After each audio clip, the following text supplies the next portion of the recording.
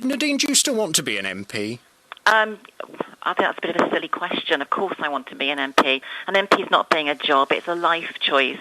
And if I didn't want to make that life choice, I wouldn't be doing it, I can assure you. Like, for example, a teacher or like a doctor? Yes, your point is? Well, if a teacher was just to go away when it wasn't the summer holidays, would that be acceptable? Well, it's a completely different kind of job. If a teacher was going away when it wasn't the summer holidays to do teaching in a vocational way somewhere else or to do something else which enhances their job, then I think that would be okay, as teachers do very often go on conferences and attend courses and do things which are relevant to their job. And how on earth has eating at an ostrich's anus benefited your constituents?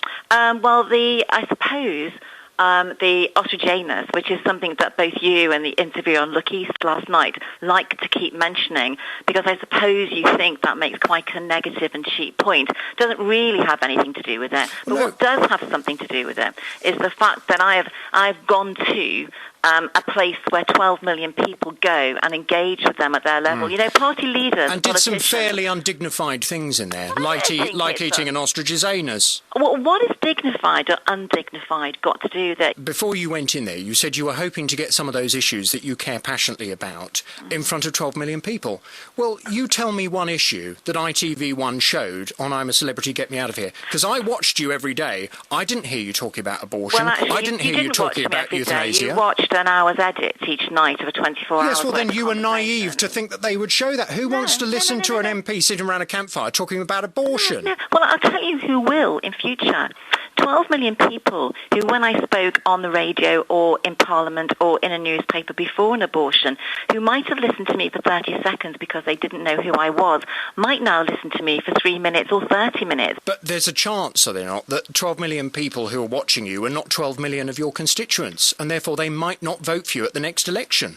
Well, you know, we'll see that the next election, but I can tell you this, people are very much influenced by what they see and read in the media, much of which has been untrue, some of which you have engaged in, I've been told. How much did ITV pay you?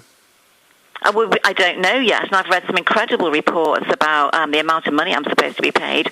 I don't know yet. You went into the jungle and you had no idea how much ITV were paying you for your... There is something called Australian withholding tax, and there is yet to be, because I'm first out of the programme, that's yet to be decided. But when I do get paid, if I do get paid, it will be declared and it will be available for my constituents to see. Ballpark figure. And what I will do, Ballpark figure. I will be doing, I'm not, you give me what you get paid. I'm not telling you what I get paid. But what I will be doing, though, is the time that I have been in the jungle, I will be giving my salary to children's playgroups across my constituency.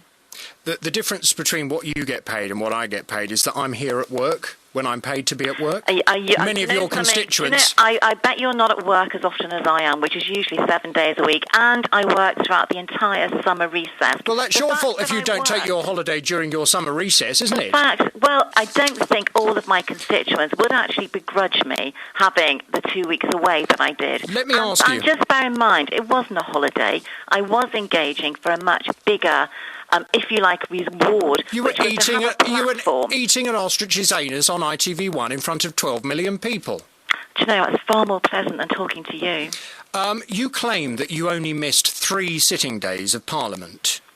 Yes? I missed absolutely no legislation whatsoever. You said yesterday you missed 3 sitting days of Parliament. If you were away... no legislation whatsoever. If you were away from the 6th of November to the 26th of November, you didn't miss 3, you missed 9 sitting days of Parliament. Why should anyone believe a word you say, Nadine Dorries? When there were votes. You know, most MPs, when there are no votes, are not in Parliament. While you were away, we had an election. I don't know if you're aware. It was for the PCC, the Police Crime Commissioner. Did you vote postally before you left? Yes. You did, OK. Well, some of the votes in beds were spoilt. And they were spoilt with messages that had been scrawled all over the paper that said your involvement with this reality TV show was the reason for their damaged vote. Have you damaged the reputation of the Conservative Party for good? I don't think so, and that number of votes is actually a very small number, but I just would, add to that. We've also had mayoral elections across Bedfordshire, and we had a mayoral election in Bedfordshire when the Conservative Party was doing very well just after the last election, and we didn't win that either. Thank you very much indeed for your time. Can I just confirm eating an ostrich's anus was more pleasurable than talking to me? Absolutely.